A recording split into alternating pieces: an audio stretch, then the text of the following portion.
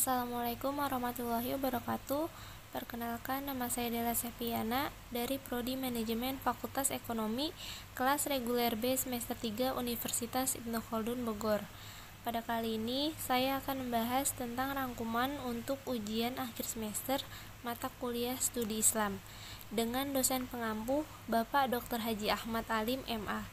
Pada pembahasan kali ini, ada 8 pokok yang akan saya bahas. Yang pertama, akhlak kepada tetangga.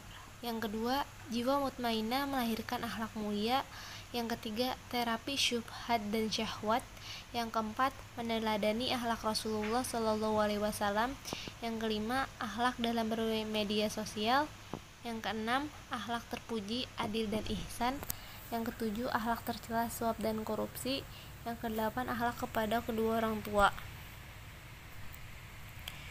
Yang pertama, akhlak kepada tetangga. Allah Subhanahu wa Ta'ala berfirman di dalam surat An-Nisa ayat 36 tentang adab atau etika bertetangga yang berbunyi, Bismillahirrahmanirrahim.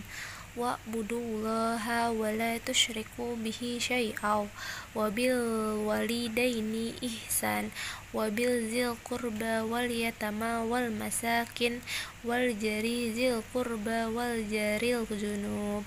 Artinya, sembahlah Allah dan janganlah kamu mempersekutukannya dengan sesuatu apapun, dan berbuat baiklah kepada kedua orang tua, karib kerabat, anak-anak yatim, orang-orang miskin, tetangga dekat dan tetangga jauh. Pada ayat ini, tetangga disebut dan dirinci. Tetangga dekat yang dimaksud di sini adalah wal jari zil qurba. Para ulama tafsir seperti Imam At-Tohari, Ibnu Katsir.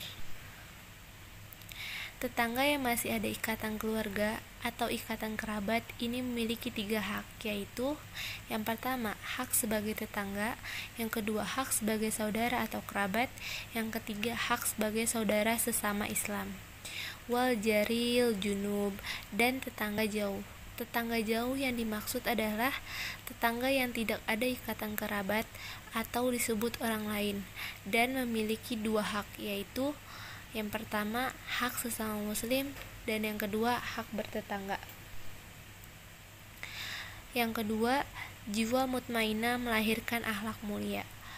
Mutmainah artinya tenang. Jika digunakan kata mutmainah untuk jiwa manusia, berarti ketenangan. Jadi, manusia yang diberikan oleh Allah ketenangan di dalam jiwanya supaya manusia tersebut tidak mudah berputus asa dan tidak mudah pesimis. Puncak dari segala kebaikan manusia kalau sudah sampai tingkatan jiwa mutmainah itu, ridho terhadap apa yang tidak diberikan Allah Subhanahu wa Ta'ala, tidak mudah putus asa dan selalu berusaha. Orang yang berjiwa mutmainah selalu mematuhi perintah-perintah Allah Subhanahu wa Ta'ala dan menjauhi segala larangan-larangannya, maka di akhirat akan dimasukkan ke surganya Allah Subhanahu wa Ta'ala. Yang ketiga, terapi syubhat dan syahwat. Imam Ibnu Qayyim menjelaskan bahwa pentingnya menjaga hati manusia menjadi tolak ukur akan diselamatkannya di dunia dan di akhirat. Inna akramakum indallahi atqakum. Artinya, sesungguhnya orang yang paling mulia di antara kamu di sisi Allah adalah orang yang paling bertakwa. Kemudian Ibnu Qayyim rahimahullah menjelaskan bahwa sebab rusaknya hati manusia itu disebabkan ada 5 perkara yang bisa merusak hati, yaitu yang pertama, bergaul dengan banyak kalangan, baik dan buruk. Yang kedua, angan-angan kosong. Yang ketiga, bergantung kepada selain Allah. Yang keempat, kekenyangan. Yang kelima, banyak tidur. Allah Subhanahu wa Ta'ala menjelaskan dalam Al-Quran dan hadis bahwa yang halal itu jelas dan juga yang haram. Syubhat itu berada di tengah-tengah di antara halal dan haram. Jadi, syubhat itu meragukan dan membuat manusia itu ragu terhadap sesuatu, apakah itu halal dan apakah itu haram. Yang keempat, meneladani akhlak Rasulullah. Para sahabat Rasulullah sangat mengetahui dengan detail tentang apa yang ada di diri Rasulullah, sampai dengan tempat tinggal dan kebiasaan-kebiasaan yang dilakukan, karena para sahabat begitu sangat mencintai Rasulullah SAW. Mencintai Nabi itu tidak boleh ada pengecualian, karena Nabi SAW adalah bagian dari rukun keimanan kita, yaitu syahadat Muhammadar Rasulullah. Orang tidak akan sempurna keimanannya jika belum sampai sempurna kecintaannya kepada baginda Nabi SAW. Ketika sahabat umat datang kepada Nabi SAW dan beliau mengatakan, "Ya Rasulullah, sungguh engkau adalah orang yang paling aku cintai dan segala sesuatu kecuali nyawaku atau diriku." Arti dari sebuah itu adalah hendaklah Nabi SAW menyatu di dalam kehidupan kita. Jadi yang harus kita cintai itu ialah Allah dan Nabi-Nya. Dan janganlah kalian sibuk mencintai sesuatu yang bersifat pragmatis, yang tidak bersifat relatif. Akan tetapi dunia ini bersifat relatif. Tidak semua yang kita inginkan dan tidak semua yang kita cintai itu tercapai. Tetapi kalau kita mencintai Nabi, sudah pasti tercapai jelas. Yang keenam, akhlak dalam bermedia sosial. Perkembangan teknologi informasi, hampir semua sisi kehidupan sudah bermanfaat teknologi informasi. Kita sudah melakukan era revolusi industri yang dimana digitalisasi kehidupan berpindah dari kehidupan dunia nyata ke dunia maya. Menyikapi perkembangan teknologi informasi, kita sebagai umat Islam perlu mengkaji dari sisi adab bagaimana kita bermedia sosial. Adab di saat kita berinteraksi sosial agar tidak terjadi hal-hal yang negatif atau hal-hal yang dapat merusak perilaku. Sebaiknya dimanfaatkan sebagai sarana ibadah, sebagai sarana dakwah, dan sebagai sarana silaturahim agar membuahkan pahala yang berlipat ganda.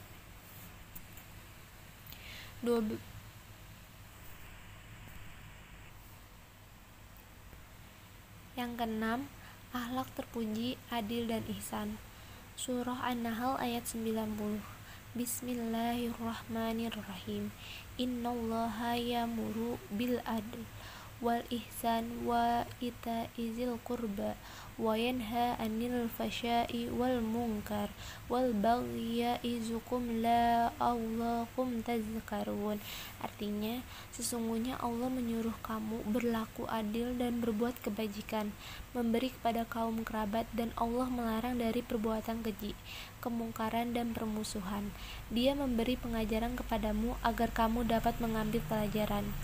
Allah berfirman bahwa di dalam Al-Quran adil dan ihsan adalah induk dari perintah Allah Subhanahu wa Ta'ala. Adil itu artinya adalah at-tawasut atau jalan tengah. Sementara adil dalam syariah itu adalah meletakkan sesuatu sesuai dengan tempat atau sesuai dengan kondisinya.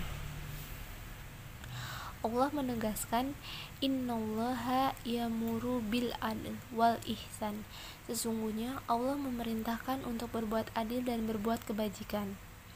Ibnu Abbas menafsirkan bahwa adil itu ada yang bersifat vertikal, hubungan langsung dengan Allah Subhanahu wa Ta'ala itu ditunjukkan dengan asyhadu alla ilaha illallah. Saya bersaksi bahwa tiada Tuhan yang wajib disembah kecuali Allah.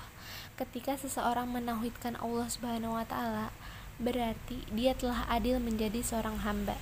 Dan juga ada yang adil bersifat horizontal atau bersifat sosial kemanusiaan. Hablum minan nas. Yang ketujuh, akhlak tercela suap dan korupsi.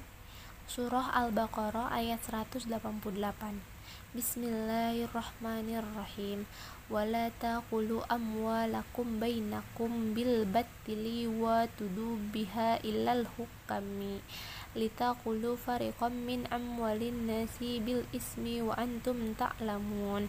Artinya, dan janganlah sebahagian kamu memakan harta sebagian yang lain di antara kamu dengan jalan yang batil, dan janganlah kamu membawa urusan harta itu kepada hakim supaya kamu dapat memakan sebagian daripada harta benda orang lain itu dengan berbuat dosa padahal kamu mengetahui.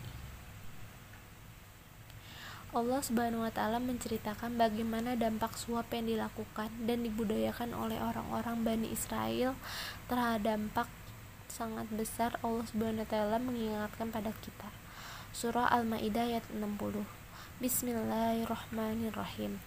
Qul hal unabbiukum bisyarrim min zalik masubat indallaha mala'anallahu wa ghadiba alaihi wa ja'ala minhumul qiradata wal khasanazira wa abadat taqut ulaika syarum makana wa ad an sawa'is sabil.